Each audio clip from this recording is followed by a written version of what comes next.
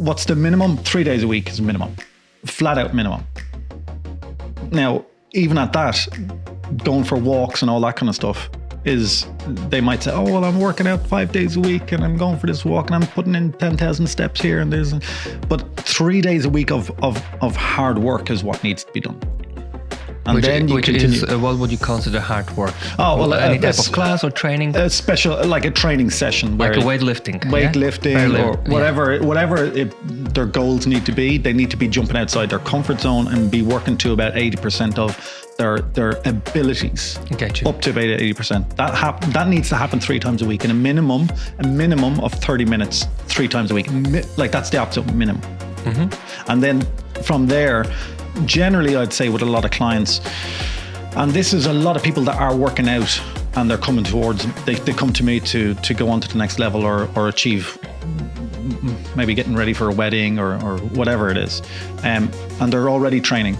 So then I would say to them, well, you need to be training hard, minimum of 5 days a week, and still doing your other things as well, still doing your walks and still doing your cardio. Yeah, still doing your So minimum for somebody that doesn't train. Hard work, really. Padraig recommends hard work. Yeah. Really, no shortcuts. I have to do a little bio for the company over in Holland, and their first questionnaire is a motivational quote, or what's your life quote. And the one that I love is that if it doesn't challenge you, it doesn't change you. Yeah. Now I know it's out there, but that's the reality of it. Simple. If you don't push yourself and tell your body to make changes, it's not going to work. And some people don't like that. They don't like to be, to have to work hard. They think turning up for a training session and coming in to do a workout and push the machines around gets the results. It doesn't.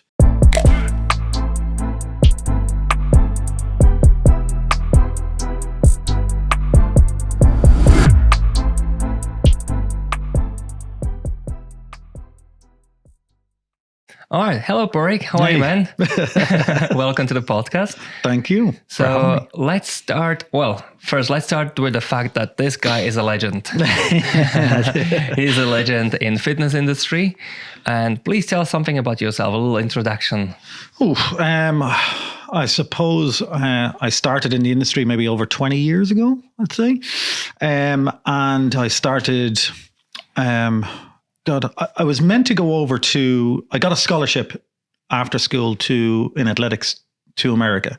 And I was meant to go over, but it never happened, never transpired. So that was all I wanted to do after school. So I didn't apply for any colleges or anything at all. So I didn't know what I wanted to do when that wasn't going to happen. So then I ended up getting a job in a sports shop for the summer. I ended up working there and meeting a girl who was going to college in September, and she was going to a fitness college.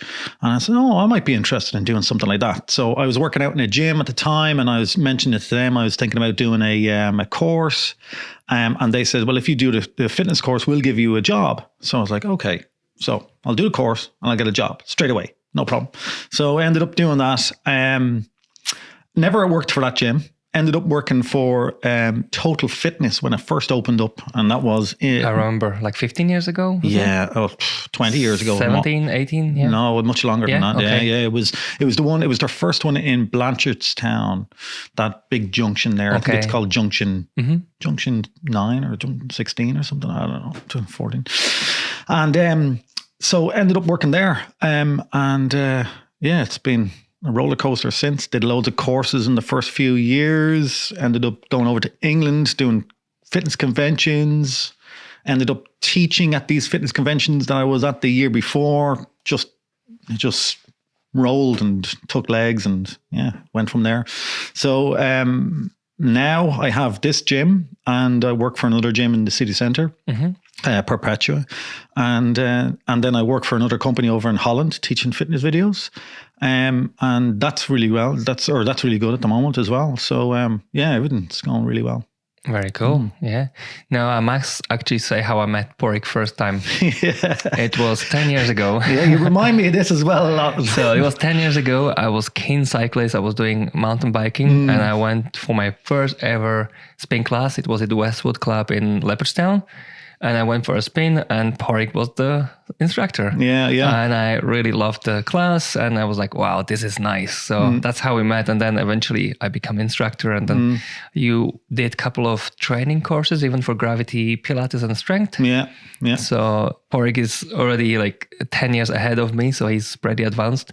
So that you never know who's gonna change your life as well and inspire you to become, Yeah, bring it on to the next else. level. Yeah, I know. Yeah, you mentioned this as well. Remember, I was in one of your classes, and you said it was in Westwood in Sandymount. Yeah. And you said it. I think that was the first class I was in yours. Yes. As a participant. Yeah. Not as an instructor or anything. Full circle. Yeah. So I wanted to ask something about the healthy lifestyle, about exercise and nutrition. So we kind of break it down into different segments. So one particular segment will be, would you recommend certain amount minimum recommended exercise for anyone of different ages, but what would be like for you in your mind, like if you meet someone, like what is the minimum you would recommend to people to do to stay healthy and stay on progressive line? Well, the first thing I always think about is that people's perceptions of what they need to do are a lot lower than what is needed from them to get out what they want out of it. And also their perceptions of where they want to be and what they want to do, according to their lifestyle and so on and so forth, probably too high. And that needs to be brought down a little bit. So because of their capabilities or availabilities to be able to train that hard to get those results. So it's all about being real with the people and being straight up with them, and and telling them the bad news that they need to know. So what's the minimum? 3 days a week is a minimum, flat out minimum.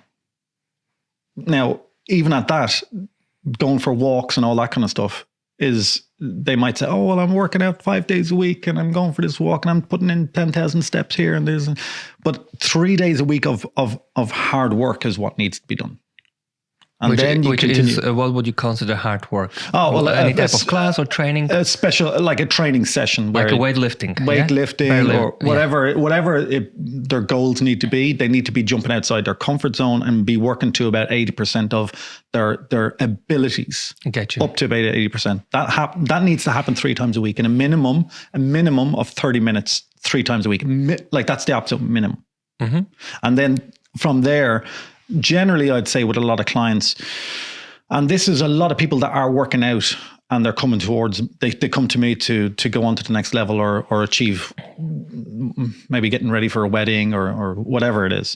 And they're already training. So then I would say to them, well, you need to be training hard, minimum of 5 days a week, and still doing your other things as well. Still doing your walks and still doing your cardio. Yeah. And still doing your, So minimum for somebody that doesn't hard work, train. Really, Padraig recommends hard work. Yeah. Really, no shortcuts. I have to do a little a bio for the company over in Holland, and their first questionnaire is a motivational quote, or what's your life quote.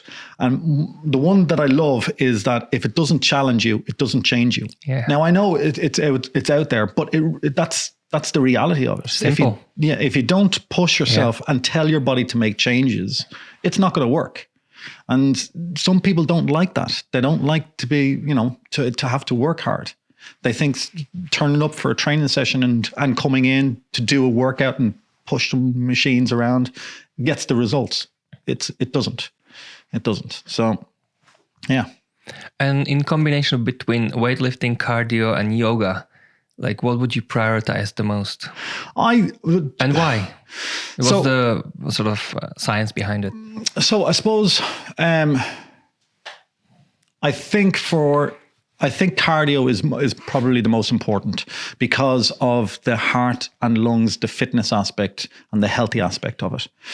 Whereas the weight training makes you stronger, makes you more lean, it burns more calories, so on and so forth. So they're both equally good. They're both equally good, but if you're going to choose one to the other from you can only do one.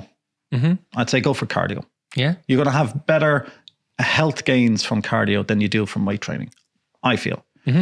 So, and that's just speaking broadly. It's just a very quick answer to very, very quick answer, you know. Of course. But Yeah. And mobility? Oh, they're all important. They are all important. When someone comes into the gym here, the more tests that I can do with them, and the greater idea of who they are, gives me a better understanding of how their training is going to go and what they need to be doing for their training. Yeah. So mobility and flexibility is a big part of that. So the more mobile or flexible that you can be, the greater range of movement that you will have with comfort and ease on specific exercises. So therefore, I can do more advanced style training with somebody that is more supple, someone who's more flexible, someone who's more mobile. You know, we'll get less injuries. Well, like get less injuries because you don't want anyone getting injuries in your sessions. You get in. Well, even if they get injured from not even being in the training session, but if they're like 2 days later and their body is still tight, and then they go and pick up a bag and twist around and they get injured from that, you don't want that to happen either. Exactly. Yeah. So that's only regression rather than progression. So, so the more tests that I can do with them, and flexibility is a big one. And I spend plenty of time on that, especially if it's a golfer. I'll specifically do flexibility work or mobility work to see their range of movement through what they need to do in the golf swing. And once I find out what that is, then I can write their programs according to that. But I don't know where we were going with that. But the more flexible you are, the greater range of movement and exercises you can do. I get it. Yeah. Thanks for that. With the nutrition, what would you consider a good diet? It doesn't have to be like this super ultra vegan, super raw vegan, organic only. Yeah. What do you consider a healthy diet? We all know the answer to that. You know, if you're eating your chocolate in the evening time and you're eating your biscuits, we all know they are bad things. If you're eating your crisps during the day, we all know they're bad things. If you cut them out, that is putting you on the right road. We all know about eating vegetables. You know, we're not reinventing the wheel here. People know this. That is my good diet or good nutritional what's the word I'm looking for? Strategy, advice. Yeah, advice pretty much is that we know what's good, we know what's bad, cut out the bad stuff, and you're on the right road. You're starting on the right road from there. It's simple to follow. Very, very simple. Don't overcomplicate it. Don't measure all the grams. Just cut out the junk. Cut out the junk. That's the first thing. And we all take junk in. We all drink maybe too much alcohol. And I don't drink during the week, but I'll have loads of drink on the weekend. I'll drink a bottle of wine. You know, these are all the things to start off rather than changing your nutritional, because it's quite hard. The nutritional and your diet is quite tough to get right, but we don't need to get it perfectly right. What we need to do is look at what's good, what's bad, and start there. And then if you get that, then you can start saying, okay, well, we can change this around. We can start thinking about eating a little bit less of this and eating a little bit more of this, eating at better times. But we don't get that until you cut out your chocolate in the evening time, cut out the biscuits in the evening time, cut down the amount of alcohol you're taking in, you know, stuff like that. They call them empty calories one day. Absolutely. That's where it needs to start. Doesn't nurture your body, just like excess calories immediately. Yeah. But also, like, people as well, we all know this, but we also need somebody to wag the finger that's wagging the finger at us. So you recommend having a personal trainer, someone who can keep you accountable. That's all part of we both do that as a living. So we definitely know, and I can definitely confirm people want that, they need it. And if they can afford it, it's the best thing they can do because they're changing lifestyle, they're improving so many things. It's mindset as well. So if you want to achieve something, you better have someone who's already there. So fitness, health-wise, I'd say a lot of personal trainers could be there as a inspiration. And absolutely. We also have to work on ourselves, I believe. And then also, a big question that comes up an awful lot is, what do you eat? What's your diet like? And it's quite good, but I still eat my pizzas and I'll still have my alcohol over the weekends. But I do train 6 days a week. And some of those days I'll train twice a day, so I'm doing the hard work that allows me to get to the position where I want to be. And also I don't need to reduce my body fat. I don't need to put on extra muscle. I'm at the position where I am or I want to be.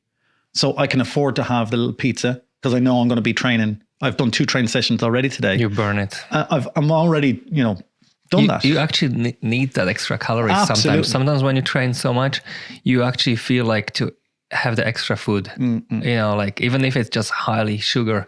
I mean, the whole thing, I think with the gaining fat versus using the carbohydrates is just like, if you do regular cardio, for example, you deplete your glycogen and your sugars in your system. So eventually when you eat your carbohydrates, they buffer into your glycogen to refill the liver and muscles. And then if there's even more excess, then you start putting on fat. But a lot of people, if they're not active, they just eat sugars and they're already overflown. Absolutely. It goes to the fat immediately. Absolutely. Yeah, absolutely. Absolutely. So again, I just feel that it's get the basics right, and cut out the bad stuff. We all know what it is. We just need somebody to say that to us. And tracking, I do a lot of tracking as well of what people are eating. And some people are very good and they're not getting the results, and then that we need to look at some other areas that their training needs to train or change their aspects. I'm training 3 days a week and they're hard training sessions, and my diet's very good. You need to train 5 days a week.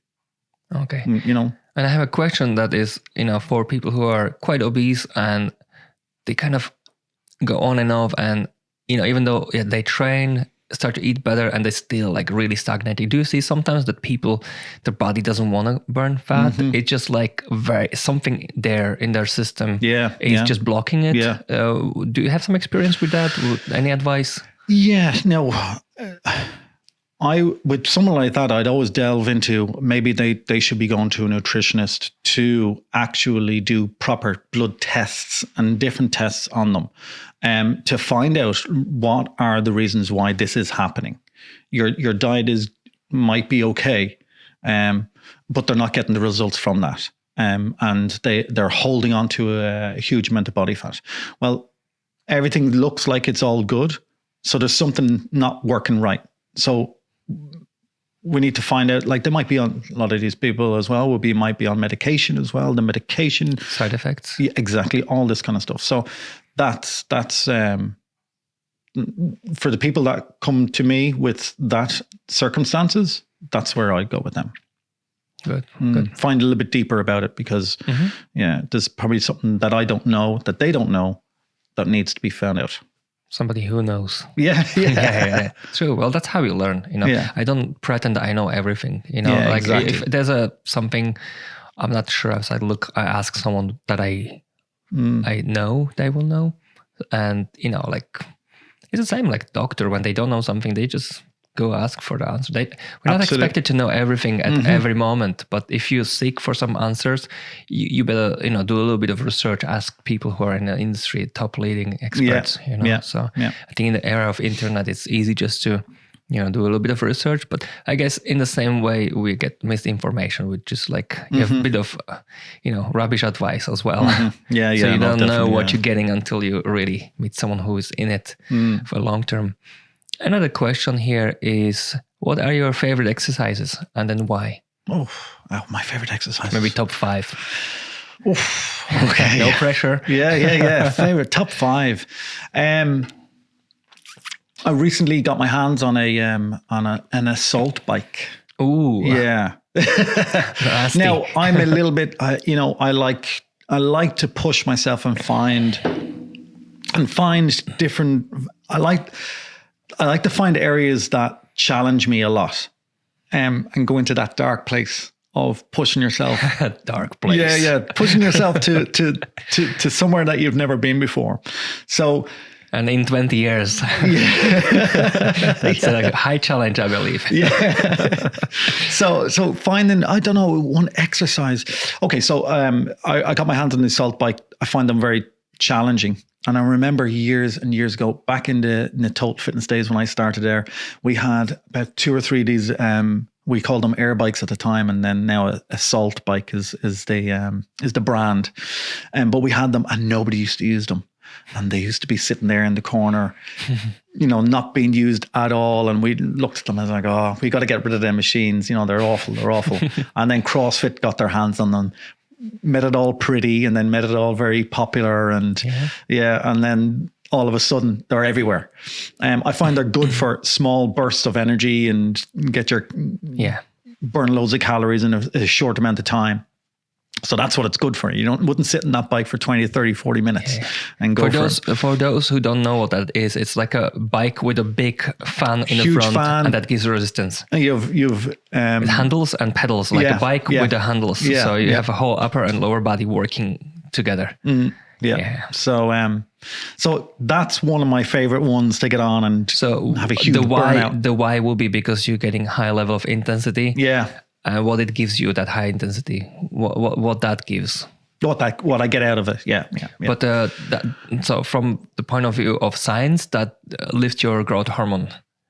For guys, even testosterone, that high intensity, that really, really hard stress to the nervous system, that lifts the good hormones. So that's really good for building muscles and burning fat. Burning loads of calories. Yeah. So I like that one.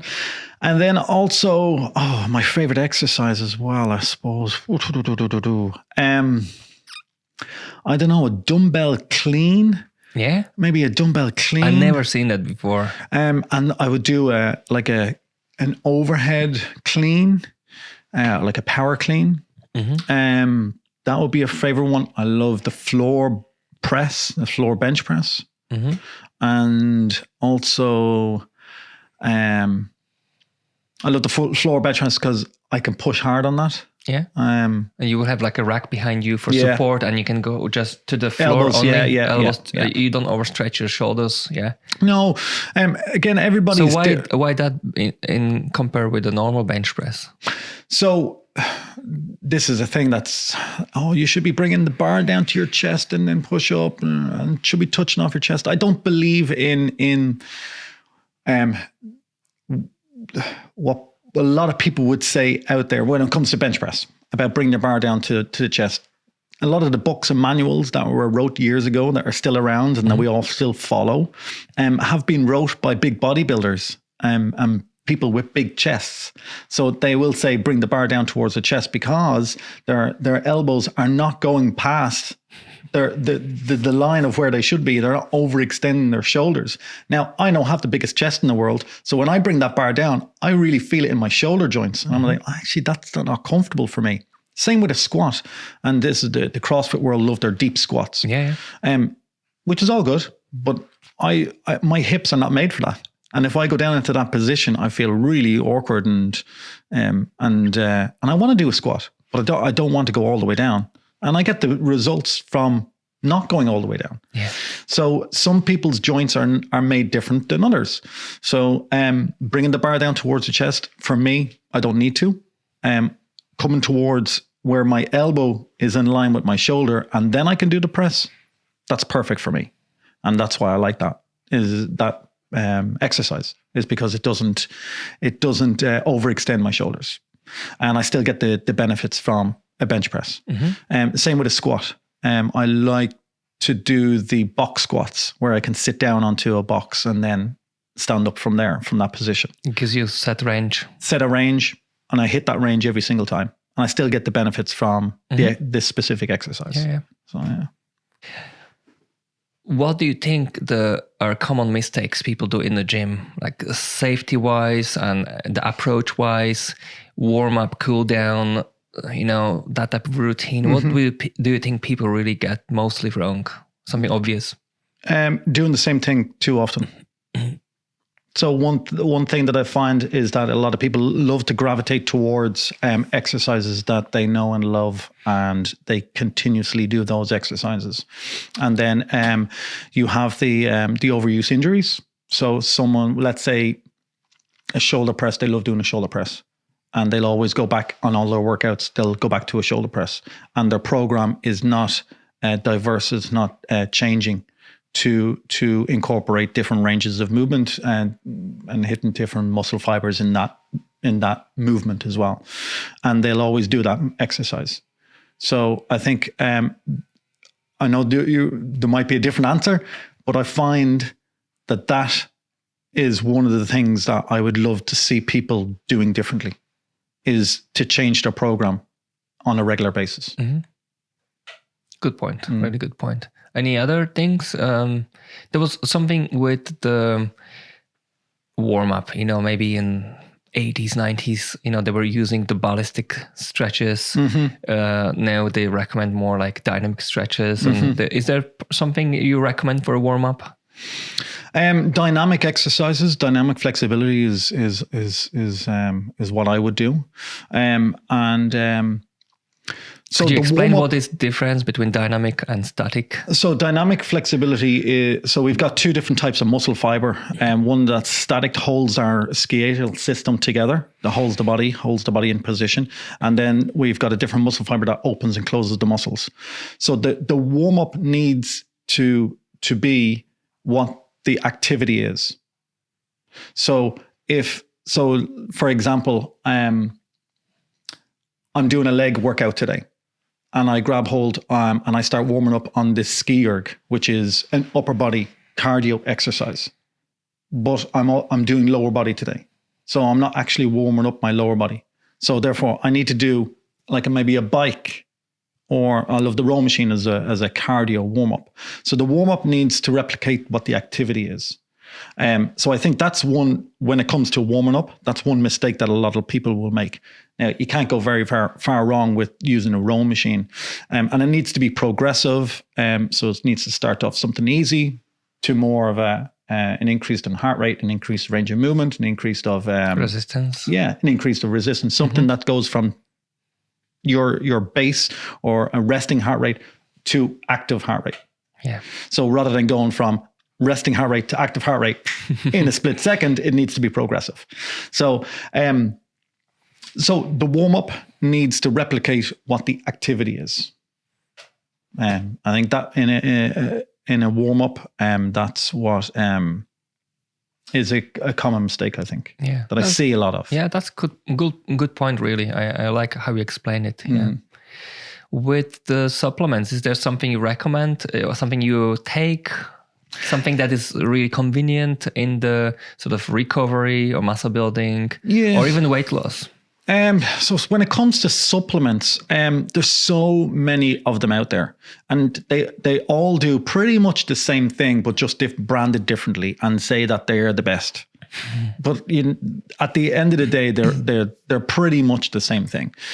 So when it comes to supplements, I don't take supplements. I find I get enough nutritional value from eating the right stuff at the right time. Which is? So let's say morning, lunch, dinner, pre-workout, post-workout. How will you change things based on when you train versus you don't train, based on your goals, just to recover well, energizing for the day, maybe winding down for the sleep? So, maybe if you change something for dinner, what would that be like? I suppose food is fuel for your body. And if I explained this to a client earlier on as well, and she was talking about food in the evening time, and I was talking about like if you were driving a car and you want to go down to get some milk in the shop, and your fuel is down low, you don't need to fill up to go down to the shop and come back. But if you were driving your car from Dublin to Cork, you need to fill up on fuel. And it's the same thing when it comes to food for your body. The food needs to replicate what you're doing in the day as well. So if I'm training twice in a day, I'm going to take a lot of food on board so that I have the energy and the recovery for those training sessions. More carbohydrates as well to fuel. So it all depends on the actual workouts and what I want to get out of the workout, and how I want the food to fuel my recovery for the next training session or the day after. So if I'm doing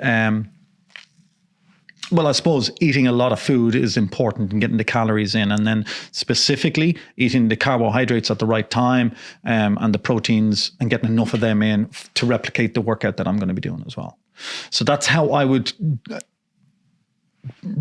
broadly look at my diet and broadly look at my food intake.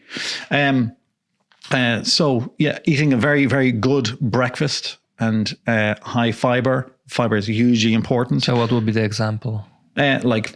Porridge is healthy and easy. Yeah. Would you still recommend it to people who are overweight and want to lose weight? Would you still recommend them to eat porridge, or would you more guide them toward protein breakfast?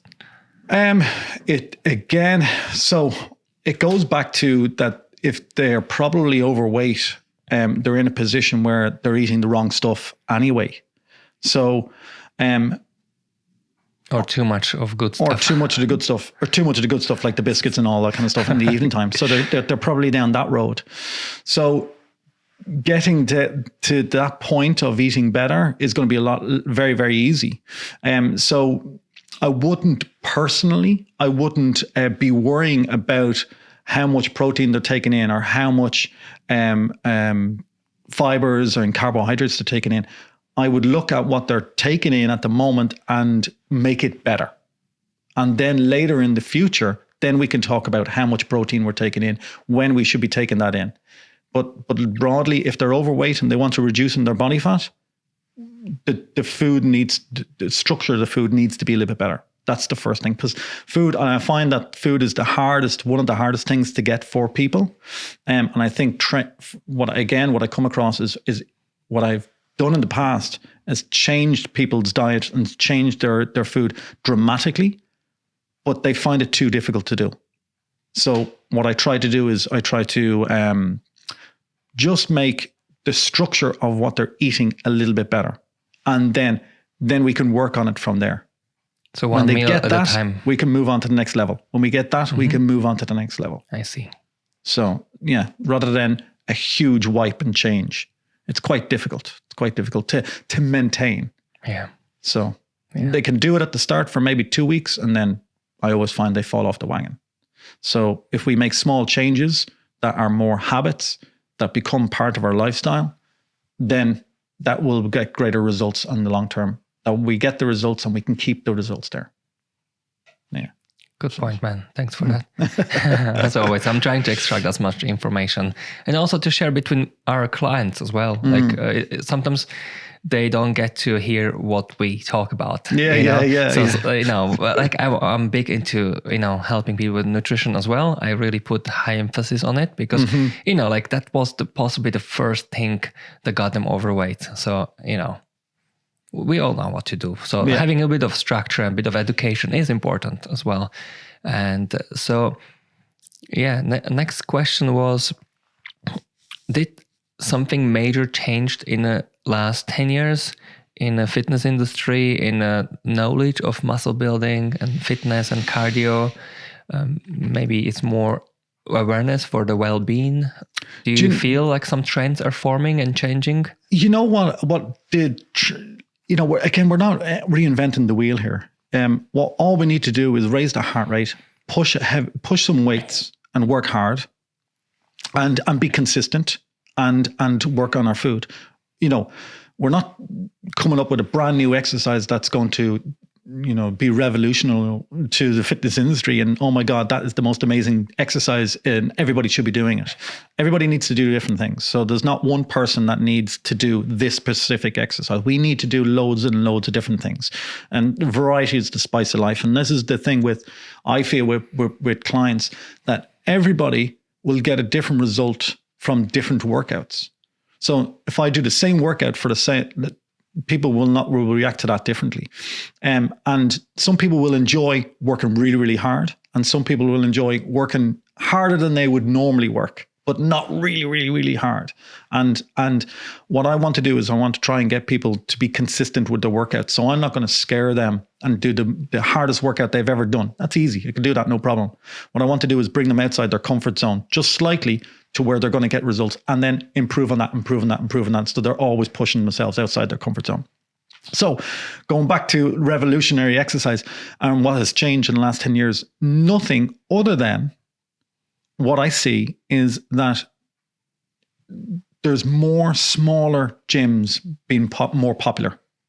So the bigger gyms, the more corporate, the bigger gyms that you would think of are now not as busy as what they used to be, but the more local gyms that are forming a community, and CrossFit are always very good at that. You know, they form a community around the workouts, and that kind of a gym, like the strength and conditioning little gyms that are in your community and local area, that's becoming really popular.